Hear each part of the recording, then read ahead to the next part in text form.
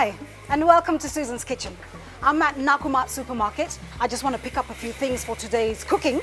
We are doing two things, vegetable, of course, very nice, pastries. Now, I need some soy sauce. I'm doing a pizza pocket and an onion quiche. The soy sauce is good. It's all I need, small bottle because it does the job. Next is peanut butter. Crunchy peanut butter for my quiche. This is a good one. It says crunchy, it's local, and it is all pure. I like that.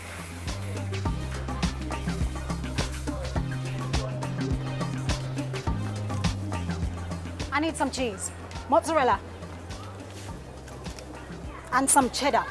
I like to mix cheddar and mozzarella in my quiche because the mozzarella is light, it's not as fatty, and it's spongy and stringy. And then the cheddar gives it the smoothness and the creaminess because it's full of fat. More beef chili cubes.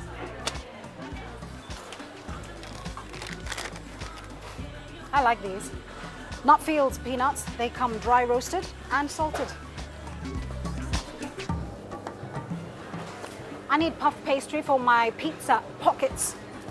Great stuff, ready to use in the kitchen.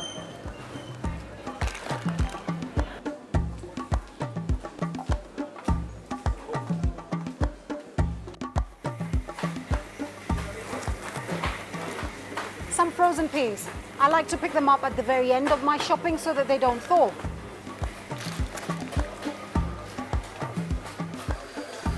Hello, how are you today?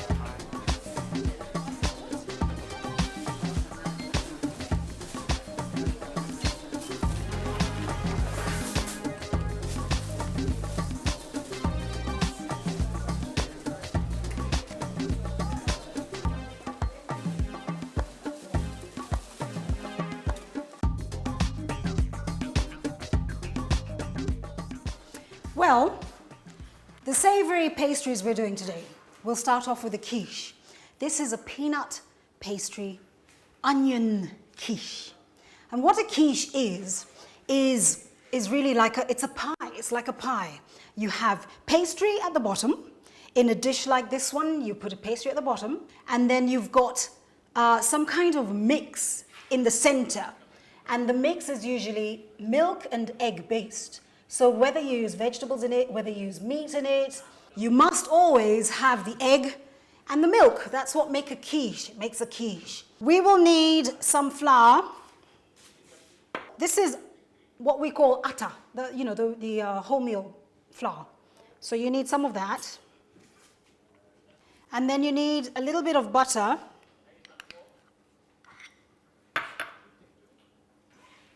And what you want to do now is to mix it with your hands. Just mix it with your hands. And you want to mix it enough to make what we call, for it to look like breadcrumbs. When you do your rubbing in, you want to use your hands and lift the flour like this. And what that does is it brings in, it aerates. We say we aerate it. And you want to do this until it looks like fine breadcrumbs, which it's almost looking. You see that? Something like this is what it should look like. This is peanut butter, and you want to put it into a dish.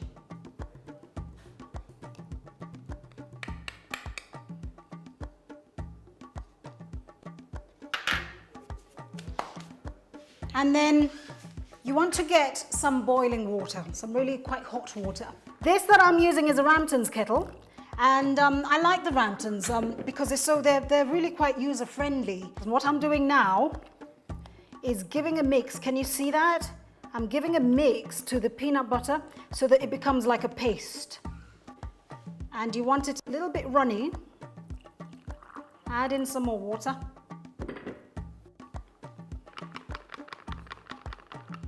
Can you see that? See that? That's nice. It's nice and runny. And then you're able to use this. Now, I'm going to just place that down for a minute. And I want to do something on the stove first.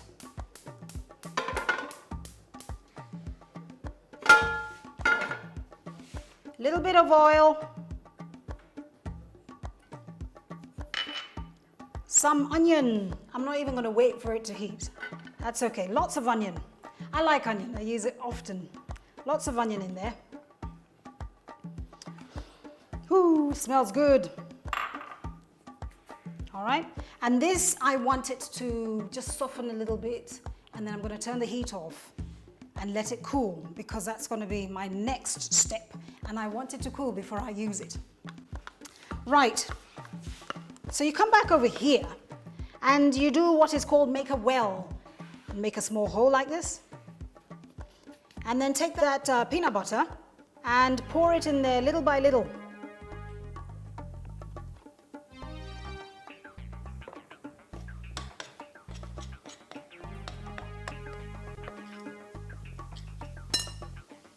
I'm going to add a little water into the peanuts, a bit more. Something else I forgot to mention that the quiche has a basic ingredient. Of course, I said the milk and I said the egg. The other one is cheese. You've got to have cheese in a quiche, otherwise it's not a quiche.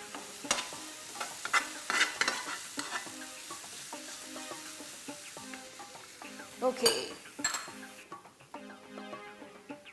And you go slowly, because you want to make a dough. And if you put in too much water, then you're stuck with a wet dough and you'll be trying to figure out how to make it dry again.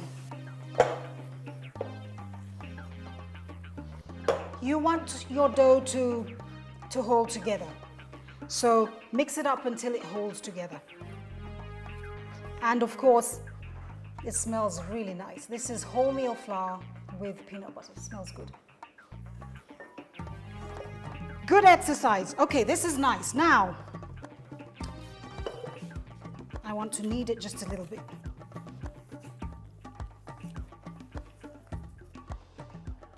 Okay.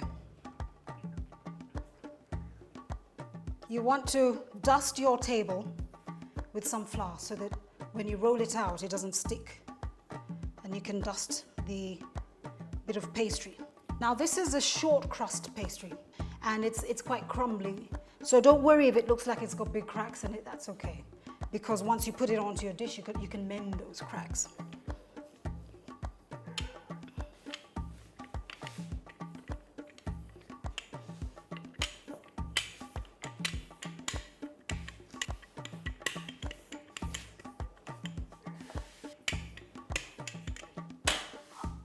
Once you've rolled it out, you don't want the pastry to be too thin, because remember, there's going to be all this liquid sitting on top of this, so don't make it too thin. When you have something looking like this, then you can take your dish, just lay it on top and just see whether it's, because you want enough to come over the edges like this, up on the edges. So I think this will be good. And then we can do a bit of patchwork a little later. Now,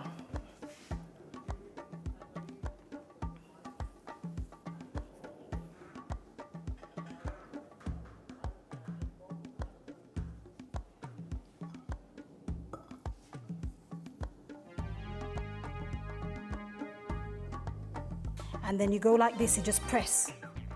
You want to press it into place. Some of this you can chop off because it's extra. You don't need it to come too high up. You take some of that off, and then you don't throw it away, because what you do is you use it to fill up the gaps. So you go like this.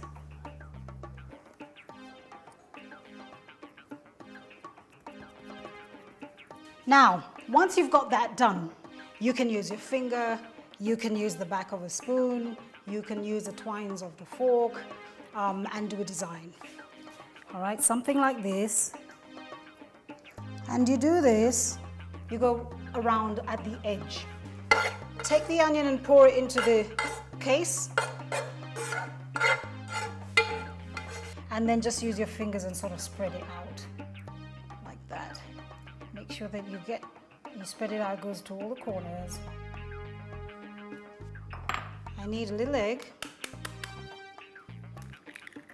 And you crack your eggs separately like that, so that you can see if they're good or bad. Right, crack some egg, give it a light beating.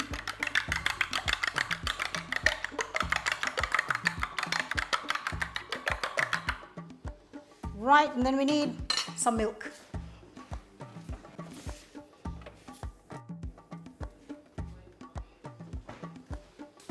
Put a little milk into it, into the mix.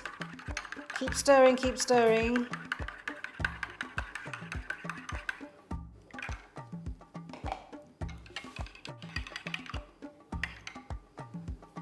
Right, and into this mix, you want to put in little pepper.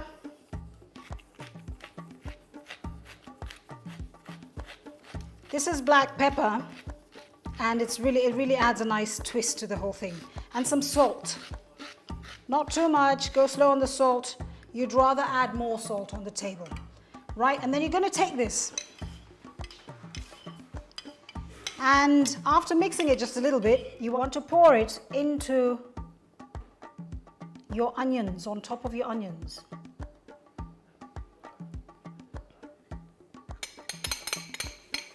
All right, I'm going to add in just a little milk.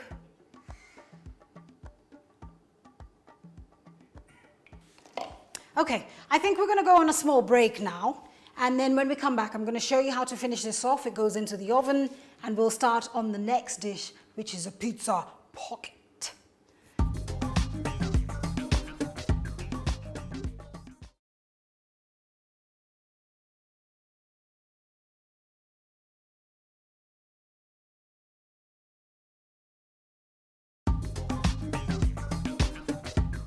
Welcome back. You're watching Susan's Kitchen. We are doing two wonderful savory pastries.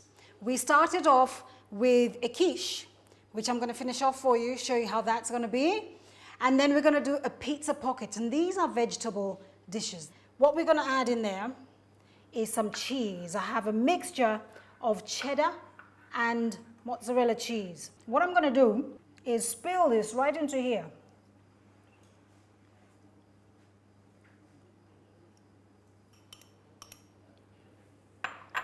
Right, put it right in there and sort of just spread it out a little bit.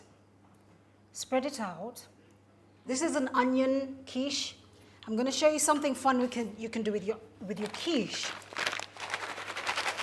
Peanuts, these are peanuts. This is from a company called Nutfields. And I love these peanuts because they're clean. They taste right. And did you know that you can get really sick if you eat nuts which are not stored properly or haven't been handled right, and they're rancid? Nuts become rancid. That means they've gone bad and you shouldn't eat them. But these are, I love Nutfields because it's excellent. Every time you open a new packet, you get good stuff. Now, you take your nuts and you sprinkle them on top of the mix. You can put in as many as you like. Now these are salted peanuts. They're salted. And remember, the cheese is usually salted. So you don't want to add in too much salt into the whole thing. Right, after you've done that, just use a fork and just spread them out just a little bit and just sort of move them around a little bit like that. And that's good. And the whole idea of the quiche, you see how wet it is? And it's wobbling and it's jiggling, it's wet. You're going to put it into the oven for about 40 minutes at 180 degrees centigrade. And the whole idea is that it's going to cook. The egg that we've put in there is going to cook with all the other ingredients, and the egg is going to help it set, so it's not going to wobble anymore. When you have your nuts, you use up just, so this is, I think this is 250 grams. When you have it left over like this, don't leave the packet open, because once it's exposed to the air, then it hurries up. And you get some, it goes bad faster. If I can say goes bad, it's not as fresh. So what you want to do is just close it down, right? Just seal it and close it down and make sure that you've sealed. Okay, make sure you've sealed, and then you can use a peg. Sometimes I use a peg and just clip it there and it holds with a peg. Or if you have one of those glass containers with a nice airtight lids that snap in place, those are really good. So this goes into the oven. Right, and because it's jiggling, I'm going to try and walk slowly, get across over here.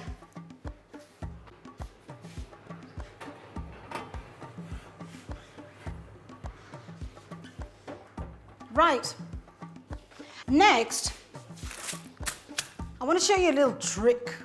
This is a pizza pocket, which we're going to do. The pizza pocket requires that you have a pastry, a puff pastry.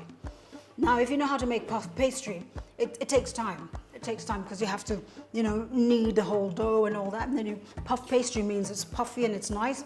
So you've got all these layers of margarine you go put in there, and it takes a little time. If you want to cheat, I'm going to show you how to cheat.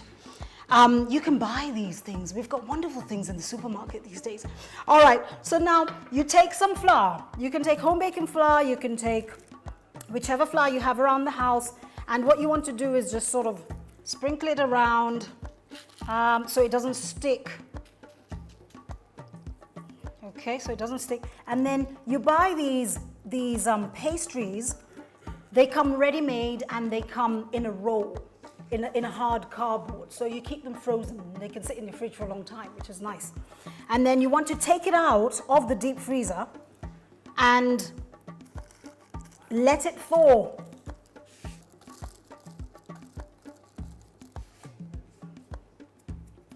You leave it out like this and then just let it sit out for a little bit because you want it to soften up and become pliable. Okay, turn on the heat. We need a little oil.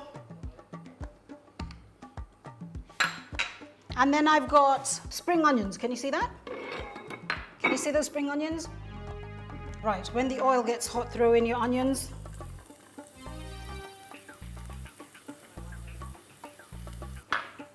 Throw in your onions. You want those just to soften a little. These are tomatoes, chopped up small. Lovely, look at the color. Lovely. When it comes to vegetables, you've got to have color, lots of different color when you're doing your vegetables, so buy a variety of different things.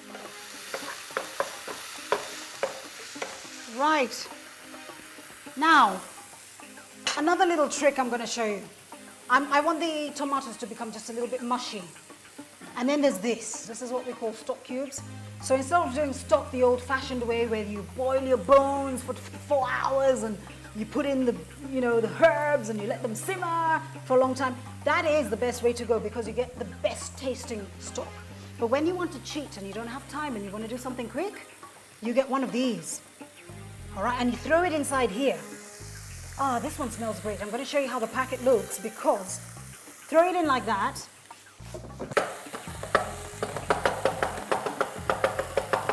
You need to see how it works.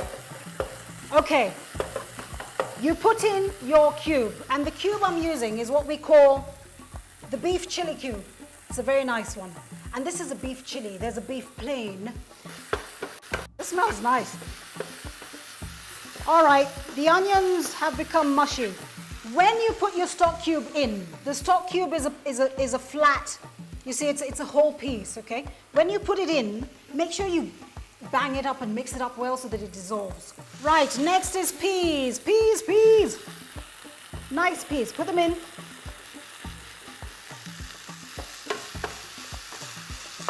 Put the peas in. And then these are potatoes which have been cubed. Actually, they've been cut small cubes.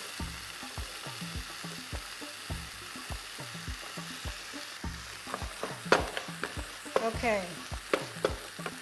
I've got the fire on medium because I don't want it to burn. I haven't added any liquid in here, you see. The Knorr stock cube is quite salty.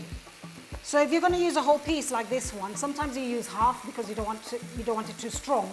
I like to use a whole one because it gives a good taste. But it is salty, so watch out with your salt.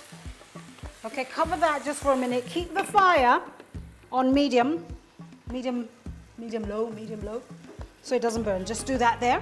And then you come back over here. I want to work this pastry.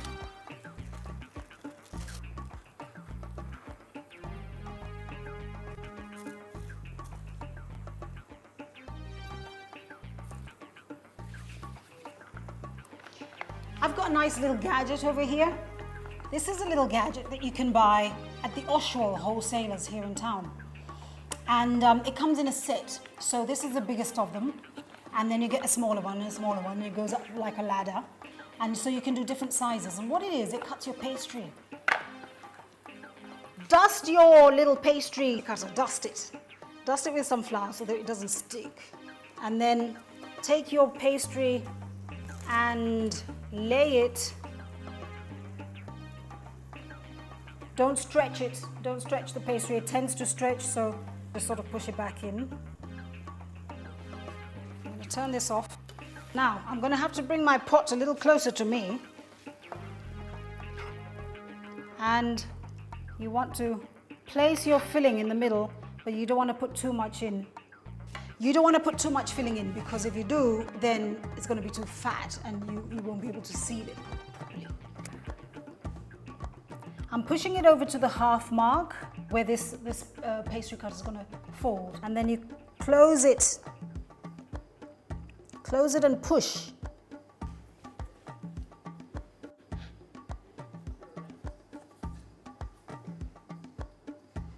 If it doesn't cut all the way through, you come along with your knife and you give it a little help by doing something like that. Okay, now what you would do now is, with this leftover pastry, you redo your pastry again, roll it out and do another cut. And you keep doing your little pizza pockets just like that. Once you've cut the pastry, you want to look for a nice tray that goes into the oven. It can be square, it can be round, doesn't matter. And then what you do is you put a little oil on it and you smear that oil out, spread it out. Okay, so you need to dust your fingers. What you want to do now is, you've cut your many pieces and now you want to put them onto the dish because they're going into the oven. They go to the oven, let's say 200 degrees centigrade for about 30 minutes or so, right?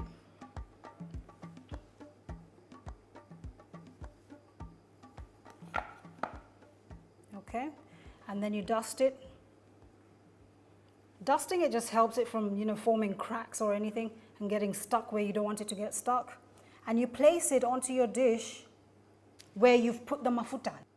This can hold about 4 or 5 of them if they're this size. I'm going to take a fork. You need some egg. Egg is the secret. Take the egg and beat it. Okay, once you've beaten your egg, dip your brush in the egg, and then you want to brush it on top of your little pizza pocket. And you're going to do this for all your little pizza pockets that you're going to have spread out on this dish. And just brush. And what happens when that goes in the oven and it cooks, it's going to brown really nicely. Not only will it brown, but it's going to be shiny. Okay, so brush it just like this, and then it goes in the oven. 200 degrees for about 30 minutes, okay? And I'm going to take a break. After the break, I'm going to show you how those 2 savory pastries have come out, how they look, and why they're good for us. And even if you're a carnivore, you can still enjoy these wonderful vegetarian dishes. Stay tuned. Well, we've come to the end of another show, and I'll just take you through what we did. We started off with the quiche, which is right here. And then we did the pizza pocket. This is the vegetable that's inside. It's got the vegetable in the middle, and it's got the pastry on the outside, which you fold. And you see, this is something easy you can carry. Pack it somewhere, and you can eat it. My name is Susan Kamau, and thank you for watching. For the recipes, if you want these recipes, please go to my website, www.kenyankitchen.co.ke, and then of course get yourself a copy of the magazine, which is in the supermarkets. It's called Kenyan Kitchen Magazine, and you'll be able to find these recipes in the magazine, because I want you to try these things at home. That's why we're doing this show. See you next time.